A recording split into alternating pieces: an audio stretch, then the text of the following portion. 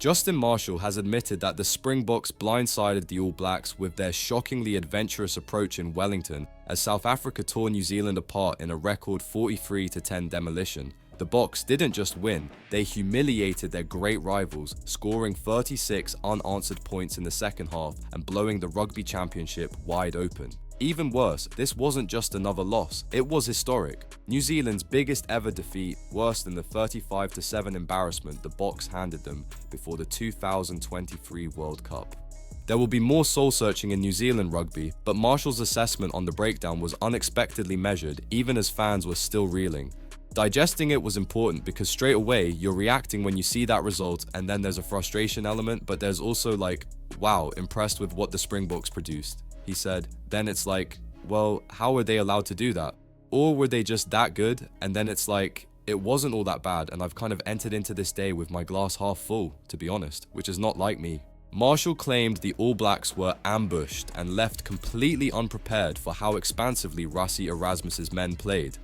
At the end of the day, I felt that the Springboks ambushed the All Blacks in the way that they played. I don't think that they suspected that they would have the ambition to play that much, he said. Yeah, that backline could play, but I didn't think that they would play as much as what they did, and all of a sudden they were chasing the game, particularly in the second half. I feel that we in the first half still created a lot and put them under a lot of pressure.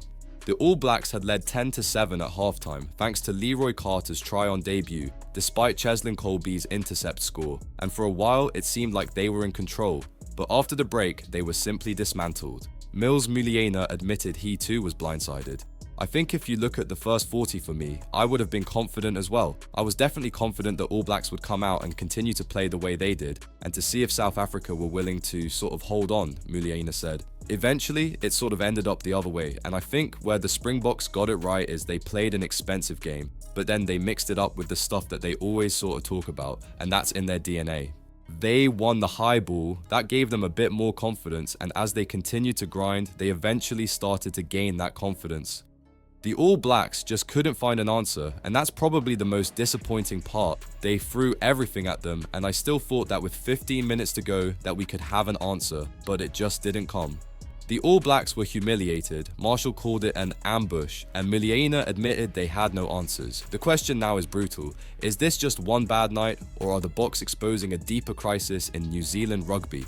What do you think? Did the Springboks prove they are miles ahead, or was this simply a collapse from the All Blacks? Let us know in the comments, and don't forget to subscribe for more explosive rugby updates.